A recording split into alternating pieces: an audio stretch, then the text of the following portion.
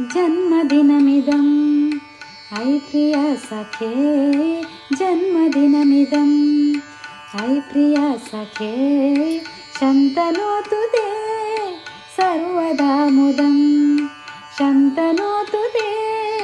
सर्वदा मुदम् प्रार्थयामहे भव शतायुषी प्रार्थयामहे भव शतायुषी ईश्वर सदा त्वां च रक्षतु ईश्वर सदा त्वां च रक्षतु पुण्यकर्मणा कीर्तिमर्जया पुण्यकर्मणा कीर्तिमर्जया जीवनं तव भवतु सार्थकं